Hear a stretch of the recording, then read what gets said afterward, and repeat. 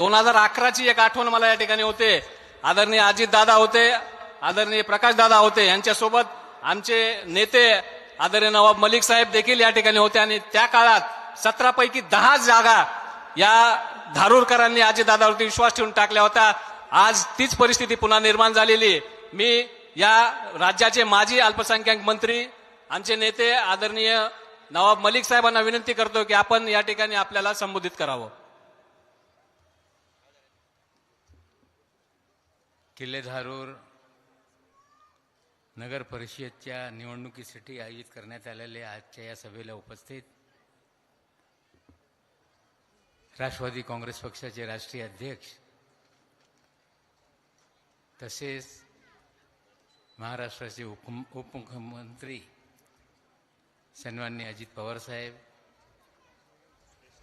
आपल्या या भागाचे आमदार प्रकाशदादा सोळंके साहेब,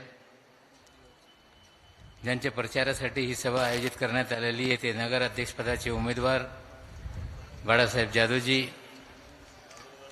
राष्ट्रवादी काँग्रेस पक्षाचे जिल्ह्याचे अध्यक्ष राजेश्वर चव्हाण साहेब, शहर अध्यक्ष डॉक्टर सावंतजी,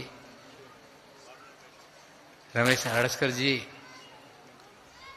राजाभाऊ मुंडे साहेब, जयसिंग भैया, मंचावर उपस्थित सर्व सन्माननीय राष्ट्रवादी काँग्रेस पक्षाचे उमेदवार नेते आणि या सभेला आलेल्या सगळ्या आमच्या भगिनी, बंधू आणि तरुण मित्रांनो, आम्ही मुंबईहून इथे आलो.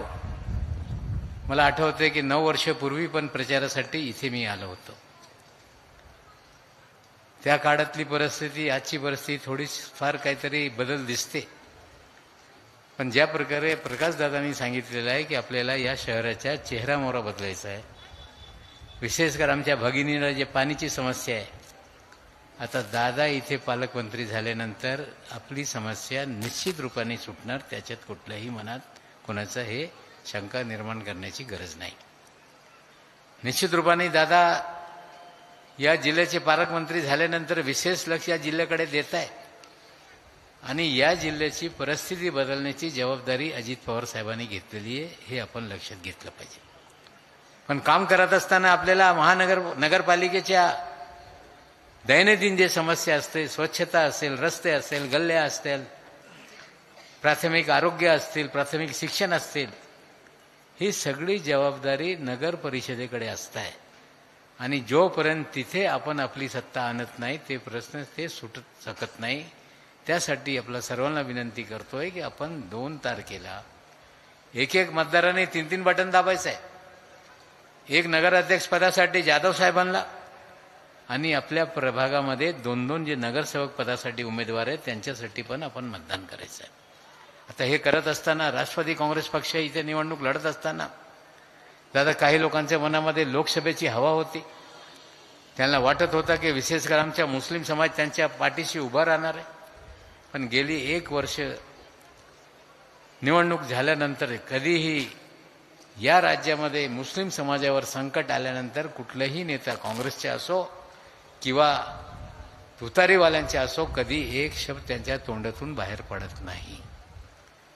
उसके उलट परिस्थिति क्या है, महाराष्ट्र में खास करके मुस्लिम समाज पे कोई भी संकट आएगा तो कौन सा नेता आपके साथ खड़ा रहता है ये आपको सोचना पड़ेगा. हम लोगों ने देखा है पिछले 1 सालों में, चाहे जो भी संकट आया, जो भी काम मुस्लिम समाज का हो, दादा के पास हम लोगों ने सवाल रखने का काम किया तो सवाल छुड़ाने की जिम्मेदारी अजीत पवार जी ने ली. ये हमको समझने का काम करना पड़ेगा. पिछले चुनाव में हम लोग आए थे, यहाँ हमारे कुरैशी कुर्ला में रहने वाले कुरैशी समाज के भी उम्मीदवार है. आज से 2-3 महीना पहले कुरैशी समाज ने पूरे महाराष्ट्र में हड़ताल करने का काम किया. कुरैशी समाज पे अन्याय होता था, गाड़ी पकड़ी जाती थी, जिनको अधिकार नहीं वो भी मारहान करने का काम करते थे. हम लोगों ने दादा के पास जाकर उनकी मीटिंग कराने का तय किया. शाम को मीटिंग हुई और सुबह दादा ने रश्मि शुक्ला को बुलाकर आदेश दिया जैसे हर समाज को अपना पेट भरने के लिए काम करने का अधिकार है, ये समाज को भी अधिकार है और इन पे अन्याय होगा तो हम सहन करने वाले नहीं. और पूरी तरह से उसका जीआर निकालकर लोगों को न्याय देने की भूमिका स्वीकारने का काम दादा ने करने का काम किया है. हमारी जिम्मेदारी बनती है, हमारी बहनें यहाँ पर है, लाडली बहन योजना तो है, लेकिन साथ ही साथ में लड़कियों को पढ़ने के लिए दादा ने जो भी इंजीनियर डॉक्टर या तंत्र शिक्षण लेगा उसकी पूरी फीस भरने की जिम्मेदारी सरकार ने स्वीकारी है, ये जानकारी हम लोगों को नहीं है। दादा राष्ट्रवादी कांग्रेस पार्टी के सभी कार्यकर्ताओं को जिम्मेदारी लेना चाहिए कि आज महाराष्ट्र में इंजीनियरिंग की 50,000 से ज्यादा जगह खाली रहती है। अगर प्रकाश दादा या मतदारसंघामध्ये आपण 11वी-12वीची ज्या मुली शिक्षण सायन्समध्ये घेत आहे त्यांना CHTची जबाबदारी, त्यांना कोचिंग करण्याची जबाबदारी घेतली तर मला वाटते या जिल्ह्यातून आणि या मतदारसंघातून 200-500 महिला हे मुली आपल्या इंजिनियर होऊ शकतात आणि त्याची जबाबदारी आपण पक्षाने स्वीकारली पाहिजे आणि त्याला मोफत शिक्षण देण्याची व्यवस्था सरकार करेल। आणि आपल्याला बोलू इच्छितो, काही लोकांना वाटतं आमची मुलगी 18 वर्षाची झाली, 17 वर्षाची झाली, आता लग्न करायचं आहे। आमच्या समाजामध्ये ते मुलं शिक्षण घेत असताना 10वीं तक जाते नहीं, उनके सामने सलमान खान बनेंगे, शाहरुख खान बनेंगे। लेकिन हमारी बच्चियों में पढ़ने की बहुत ज्यादा इच्छा है। हमको फिक्र करने की जरूरत नहीं, उनको 11वीं साइंस कराओ, 12वीं साइंस कराओ, इंजीनियर बनाओ। और IT सेक्टर के इंजीनियर बन गए तो कारखाने में जाने की जरूरत नहीं, वर्क फ्रॉम होम का तरीका अब इस देश में आ गया है। कंपनी वाले ऑफिस में लोगों को बुलाना नहीं चाहते, एयर कंडीशन में बिठा नहीं चाहते, घर से काम करो, पगार देने का काम करेंगे। जयसिंह भैया कार्यक्रम हाथ में लो।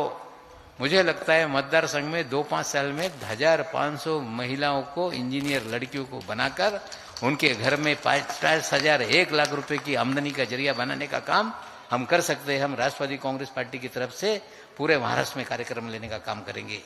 दादा ने तो 1,500 देने का काम किया है, लड़कियों को शिक्षण मुक्त देने का काम किया है।